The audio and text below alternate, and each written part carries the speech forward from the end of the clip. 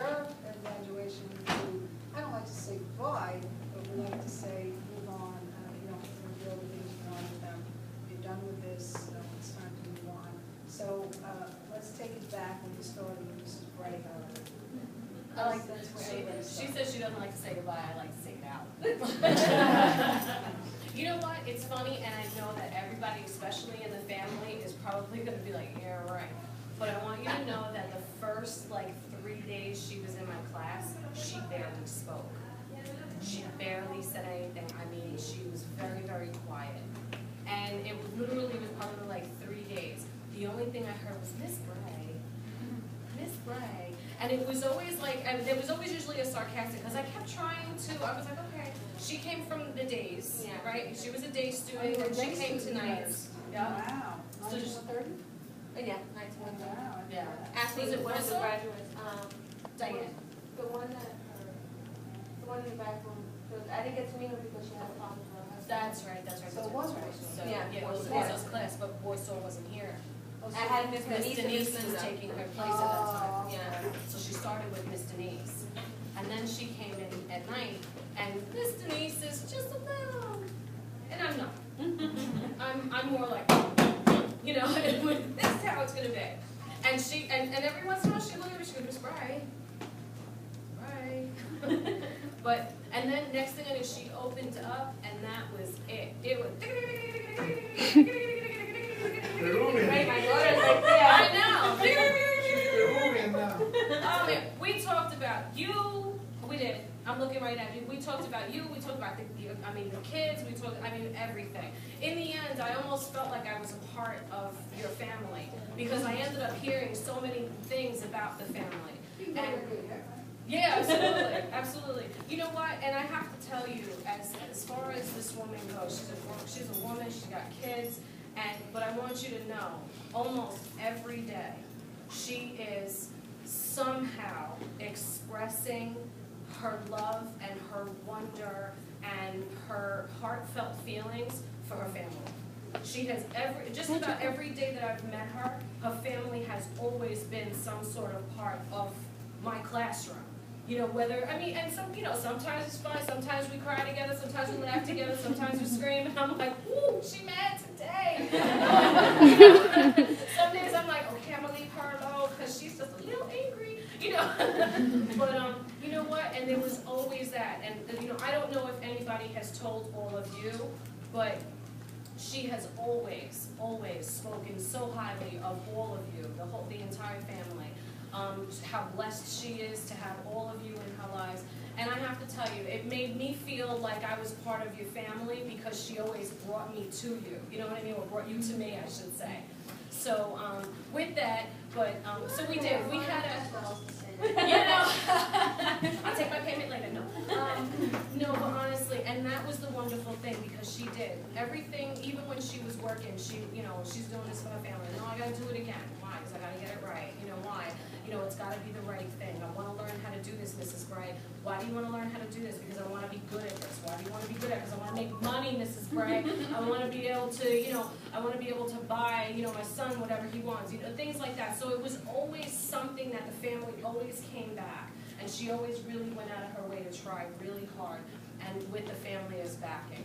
So I wanted to say basically thank you because one thing that you always did was you always made me feel like I was part of your family.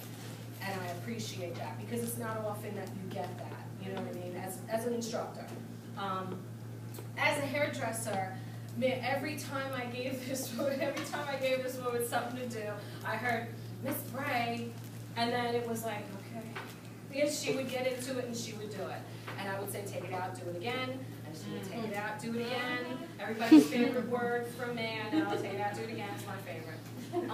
But you know what, every challenge I ever gave her, she sailed through. So to be honest with you, and then it was nice because when I got her out on the clinic floor, she'd make up hours or, whatever time she was with me, I'd give her a Saturdays too, forget it. One Saturday, I shut the lights out on her. I was like, you're still working, let's go. Turn the lights out, going, let's go, you're done already, get done. But she, everything she does, she always tries to do to perfection. So she would take her time blow drying people's hair. She would, and people are going, Andale, rápido, apúrate, let's go. You know, I'm trying every hour, hurry up. I'm going back going, you know, just to kind of get her, and then she did, and she started to speed up. One Saturday, I gave her 4 clients or 3 clients. In between. In between, yeah. And the last client she had up until 4:35, and I was shutting the lights off at her, going, come on, get out. But she did, and you know what? It's not often that a student can say, not only did she complete 4 clients, but she also started 2 more on a Saturday. You know what I mean? So as far as I'm concerned, man, you've already sailed beyond what I dreamed, and I think you already are a wonderful hairdresser.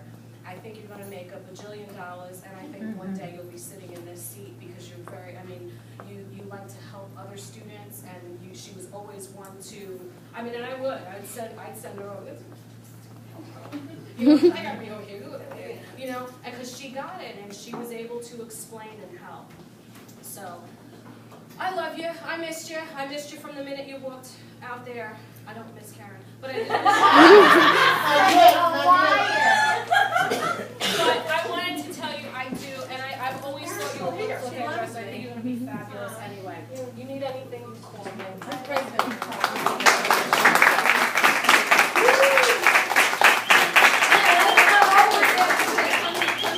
Oh, absolutely.